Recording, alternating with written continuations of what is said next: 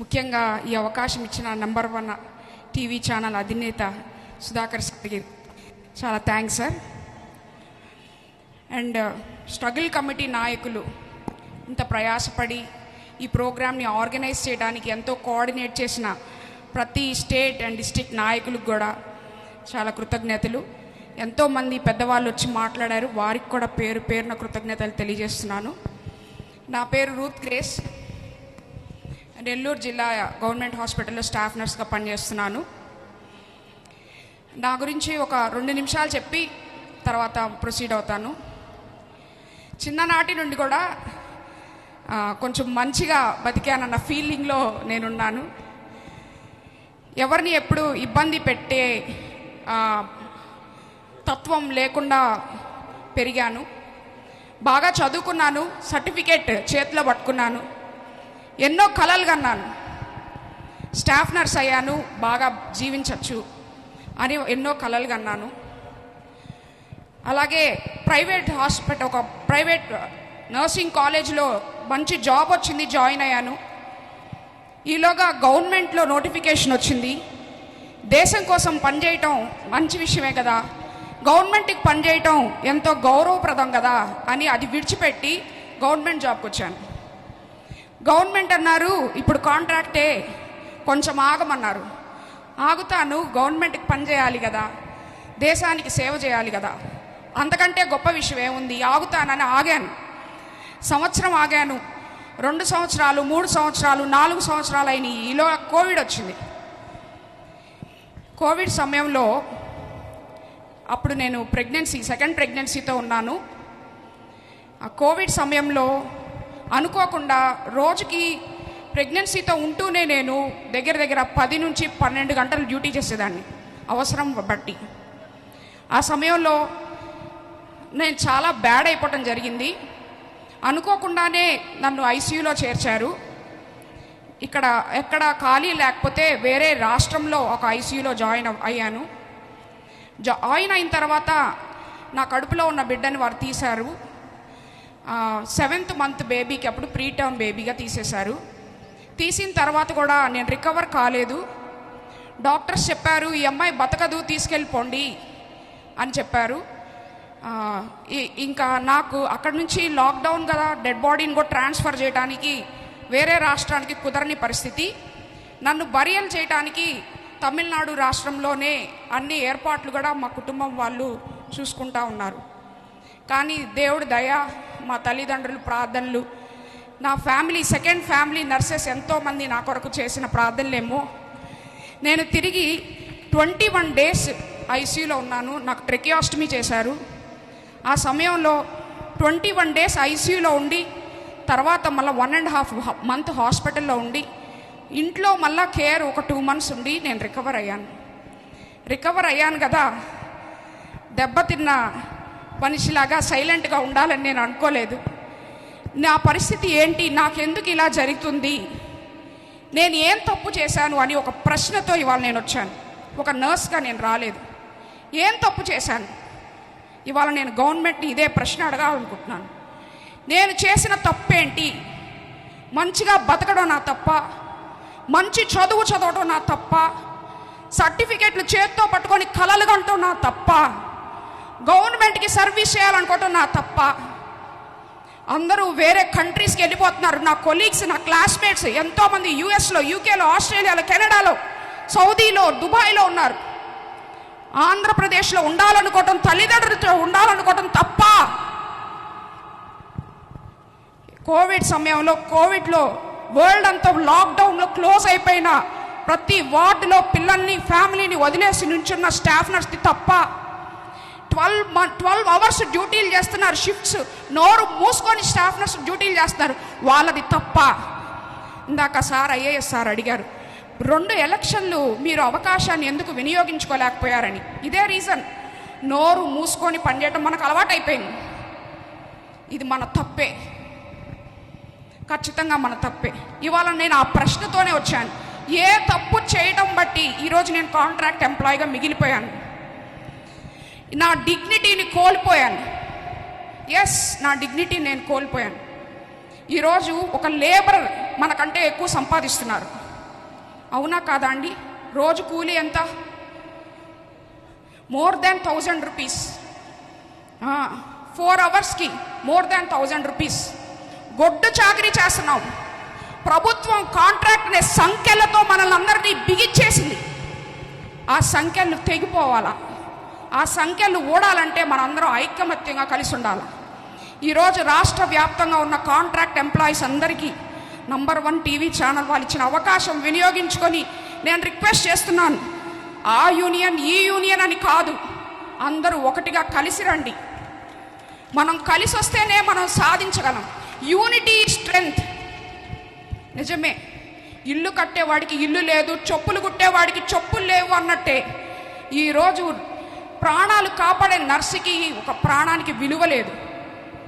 ఎంతమంది sick nurses ఉన్నారు, ఎంతమంది ట్యాబ్లెట్స్ వేసుకుంటారు, డ్యూటీలు చేస్తున్నారు, ఎంతమంది మంత్లీ హాస్పిటల్స్ విజిట్ చేస్తున్నారో నాకు తెలుసు. ప్రతి స్టాఫ్ నర్స్ కూడా ఉద్యోగ భద్రత లేదు, ఆరోగ్య బీమా లేదు, మీ ఆరోగ్యానికి కానీ మీ లైఫ్కి కానీ విలువే లేదు. ఇట్లాంటిది మార్పు రావాలంటే ఖచ్చితంగా మనందరం కలిసి రావాలి. ఈ తరుణంలో నంబర్ 1 టీవీ ఛానల్ వాళ్ళు మరి సార్ మా పట్ల మీకు ఎందుకు దయగలిగిందో మాకు తెలియదు. ఈ ఏర్పాట్లు మేము చూసినప్పుడు అదిరిపోతున్నాం సార్. ఆ ఫుడ్ స్వీట్ పెట్టారు, చికెన్ పెట్టారు. ఎవరు సార్ మీరు? ఎవరు చేస్తారు మాకు ఇవన్నీ? ఇవాళ ఆంధ్రప్రదేశ్ స్టాఫ్ నర్సెస్ అందరూ కూడా సార్కి ఖచ్చితంగా రుణపడి ఉండాలి. Thank you sir. Number 1 channel వాళ్ళు అంటున్నారు, నీది కదా ఛానల్? మాదే సార్. ఈ రోజు నుంచి మీరు చెప్పినట్టు ఇప్పుడు ఇంకోసారి చెప్పు, దీన్ని కరెక్ట్ చేసి చెప్పు. నంబర్ 1 టీవీ ఛానల్ మనది. ఓటీటీ నంబర్ 1 ఓటీటీ మనది. మన అందరం కూడా మేము కూడా నెల్లూరు నుంచి 150 మంది వచ్చాం సార్ ఈరోజు. 150 మెంబర్స్ ఫ్రమ్ నెల్లూరు. కాబట్టి మేమందరం కూడా సబ్స్క్రైబ్ చేసుకుంటాము. రాష్ట్రంలో లైవ్లో ఇంటర్న ఫ్రెండ్స్ అందరూ కూడా సబ్స్క్రైబ్ చేసుకుంటారు. Thank you so much sir. ఖచ్చితంగా మా పరిస్థితి మారాలని, మీ ఆధ్వర్యంలో కొంచెం గైడెన్స్ ఇవ్వాలని మాకంటూ సార్ కోటి బ్రదర్ స్టార్టింగ్లో ఒక మాట అన్నారు. ఏ యూనియన్ జెండా పట్టుకొని మేము తిరగలేదు సార్ ఇన్ని సంవత్సరాలు. అదే మాకున్న బ్యాక్ డెఫిసిట్ అవ్వచ్చు, మేము నర్సెస్ పట్ల పేషెంట్స్ పట్ల ఉన్న అంకిత భావంతో బయటికి రాలేకపోయిన తత్వం కావచ్చు. కానీ ఈరోజు ఒక యూనియన్గా ఏర్పడ్డామంటే చాలా దెబ్బతిని ఇంకా ఏ హోప్ లేని పరిస్థితిలో ఇలా చేయాల్సి వచ్చింది సార్. ఇప్పటికి కూడా గవర్నమెంట్ మేము జస్ట్ రిక్వెస్ట్ చేసుకుంటున్నాం. అదే పాట కూడా సీతా మహాలక్ష్మి సిస్టర్ రాశారు. ఒక్కొక్క చరణం కూడా గవర్నమెంట్కి ఇది కేవలం రిక్వెస్ట్ మాత్రమే. మా గోడు వినండి, మా జీవితాలు బాగు చేయండి. ఏ హాస్పిటల్ అయినా బాగుపడింది అంటే అది కేవలం నర్సెస్ మీద ఆధారపడే బాగుపడుతుంది అన్న విషయం గవర్నమెంట్ గుర్తించాలి. నర్సెస్ని నిర్లక్ష్యం చేస్తున్నారంటే టోటల్ హెల్త్ కేర్ సిస్టమ్ కూలిపోతుందని ప్రభుత్వం గుర్తించాలి. ఏ డాక్టర్ పిహెచ్సిస్లో డాక్టర్స్ చాలామంది ధర్నాలకు వెళ్ళారు. అన్ని రోజులు కూడా అన్ని నెలలు కూడా హాస్పిటల్స్లో ఒక్క పేషెంట్ కూడా కేర్ లేకుండా అందిన దాఖలు లేవు. ఎవరు చూశారు వాళ్ళని? నర్సెస్సే చూశారు. కాబట్టి గుర్తుపెట్టుకోండి, నర్సెస్ లేకపోతే హెల్త్ కేర్ సిస్టమ్ కొలాప్స్ అవుతుంది. దయచేసి జ్ఞాపకం పెట్టుకోండి, వాళ్ళకి హెల్ప్ చేయండి. Thank you sir. Ruth grace, Nellore నుంచి. రూత్ గ్రేస్ ని నెల్లూరు జిల్లా మొత్తం నంబర్ 1 ఛానల్ చీఫ్ ప్రమోటర్గా అపాయింట్ చేస్తున్నాయి. అట్లాగే మీరందరూ కూడా ఒక్కో జిల్లాకి బాధ్యత వహించే వాళ్ళు రండి. మీకు కూడా దీంట్లో ఇన్కమ్ వచ్చేట్టు నేను చేస్తాను. ఎవరినో జాబ్లు ఇద్దాం అనుకుంటాను, మీకే ఇస్తాను. మీకు ఇంట్రెస్ట్ ఉన్న వాళ్ళు ప్రతి జిల్లాకి ఒకళ్ళు నాకు రూత్ గ్రేస్ లాగా. ఎందుకంటే ఈ అమ్మాయి ఒక చాలు, ఎవరి స్పీచ్ అవసరంలా, అందరి గురించి చెప్పేసింది. అందరి మనోభావాలు మొత్తం ఈ అమ్మాయి చెప్పేసింది. చాలా చక్కగా వివరించింది. కాబట్టి మీ అందరి సమక్షంలో మేము వాస్తవంగా ఉగాది నుంచి మొదలు పెడదాం అనుకున్నాం. రూత్ గ్రేస్ని నెల్లూరు జిల్లా చీఫ్ ప్రమోటర్గా నియమిస్తున్నాం. మన ఛానల్ని ప్రమోట్ చేయాల్సిన బాధ్యత మందే.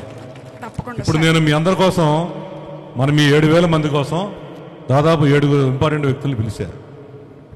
రేపు నా టార్గెట్ ఏంటంటే 1 కోటి మందిని మీ వెనకాల ఉంచబోతున్నా. దెబ్బకి రాష్ట్రం అంతా కూడా దరదలాడిపోవాలి. నేను వాస్తవంగా 4,000 మందికి ఉద్యోగాలు ఇవ్వాలని లక్ష్యంగా ఉన్నా. కానీ ముందు మీరు వచ్చేసి నా దగ్గర పరిగెత్తుకుని వచ్చారు. నేను ఒకటే అనుకున్నా, అమ్మవారు మీ రూపంలో మిమ్మల్ని అందరం చూస్తుంటే ఒక 1000 రూపాయలంటే అమ్మవారు కనబడుతున్నారు ప్రతి ఒక్కళ్ళు కూడా. కాబట్టి మీతోనే నడిపిస్తాం. మా ఛానల్ మొత్తం లేడీస్ నడిపిస్తారయ్యా. ప్రతి జిల్లాకి ఫస్ట్ మీ స్టాఫ్ నర్సులకి అవకాశం. మీరు ఉండండి. దానికి దెబ్బకి మీ డిఎంహెచ్ఓ కావచ్చు, డాక్టర్లు కావచ్చు, రాజకీయ నాయకులు కావచ్చు, మిమ్మల్ని చూసి భయపడే రోజు వస్తుంది. ఎందుకంటే మన మీడియా ఆయుధం మీకు ఇస్తాయి. ఇది మీ కింద మీరు చీఫ్గా ఉంటారు. మీ కింద దాదాపు ఒక 150 మందిని పెడతా వేరే స్టాఫ్ని. కాబట్టి మీ పిల్లలు కానీ మీ తమ్ముళ్ళు కానీ వాళ్ళకు కూడా అవకాశం ఉంది. ఫస్ట్ ప్రిఫరెన్స్ మీకే. మీరు మా నంబర్లకు కాంటాక్ట్ చేసి వాట్సాప్లో చెప్పండి. వాళ్ళందరికీ మేము ట్రైనింగ్ ఇస్తాం. జిల్లాకి వచ్చి ట్రైనింగ్ ఇచ్చి జిల్లాకి 150 మందిని, అంటే ప్రతి మండలానికి 5గురిని పెట్టబోతున్నాం. అంటే మీ స్టాఫ్ ఎట్లా ఉన్నారో మీకు ఇమీడియట్గా మీకైనా ఇబ్బంది జరిగితే 10 నిమిషాల్లో మన రిపోర్టర్ మీ దగ్గరకు వచ్చేస్తాడు. మేమున్నాం రెడీగా అని. ఆ రకంగా చేయబోతున్నాం. దెబ్బ గవర్నమెంట్ ఒక సంవత్సరం తిరిగేలోపు వాళ్ళే వచ్చి రెగ్యులేట్ చేస్తారు. మనం బతిరాల్సిన పని లేదు. ఏమా యాక్సెప్ట్ చేస్తున్నావా? తప్పకుండా సార్. చెప్పు సరే. మీరు చేసిన దాని ముందు మేము ఈ హెల్ప్ చేయటం అనేది చాలా చిన్నది సార్. హెల్ప్ కదా, నీకు అప్పు చెబుతున్నాను తల్లి. సరే సార్, మా ఇప్పుడు బాధ్యత. ఏమైందంటే చెప్పనా, గవర్నమెంట్ అందుకే మిమ్మల్ని ఇట్లా చేస్తుంది. ఊరి తల్లి నువ్వు తీసుకోమ్మా, నువ్వే బాధ్యత, ఫైట్ చేయంటే సార్ మీది సార్ ఛానల్ అంటే, అమ్మ నేను అక్కడ పెడతానమ్మా హెడ్గా అంటే అలాగే హెల్ప్ చేస్తాం సార్. నాకు హెల్ప్ చేయడం నువ్వు, నీకు అప్పచెప్పి బాధ్యత మీ వాళ్ళందరికీ నేను అప్పచెబుతున్నా. ప్రజలందరికీ ఎంఐ రూత్ గ్రేసే నెల్లూరులో నా మనిషి అని చెప్పబోతున్నా. నువ్వు అక్కడ ఉండమ్మా అంటే అలవాటు ప్రకారం నేను పిఎస్సీలోనే ఉంటానండి అంటే, అమ్మ నా డ్యూటీ అన్ని టైం అవుతుంది 12 గంటలు. ఏం చేస్తా, అట్లా అలవాటు చేస్తారు ప్రభుత్వం మనల్ని. అవునా? రామ్మ సింహాసనం ఎక్కువ అంటే సార్ నా టైం అవుతుంది సార్, డాక్టర్ గారు పిలుస్తారు సార్, డెలివరీ కేసు వచ్చింది సార్, పాంగ్ వచ్చింది సార్. ఎవరి తల్లి నువ్వు రామ్మ ఇక్కడ కూర్చోమ్మంటున్నావు. ఇంకోసారి చెప్పి ఇప్పుడు ఇవేంటి నువ్వు, నేను ఏం పదవి ఇచ్చాను నీకు? నెల్లూరు జిల్లా నంబర్ 1 చీఫ్ ప్రమోటర్గా ఈ రోజు నుంచి నేను బాధ్యతలు స్వీకరిస్తున్నాను. Very good. ఇది మొదలైంది. ఇప్పుడు నెల్లూరు జిల్లా డిఎంహెచ్ఓకి స్టార్ట్ అయ్యింది. అమ్మో ఇదేంట్రా బాబు, ఈడవాడ తీసుకొచ్చి మా వాళ్ళని తయారు చేస్తున్నాయండి. ఓకే మా తల్లి, థ్యాంక్ యూ.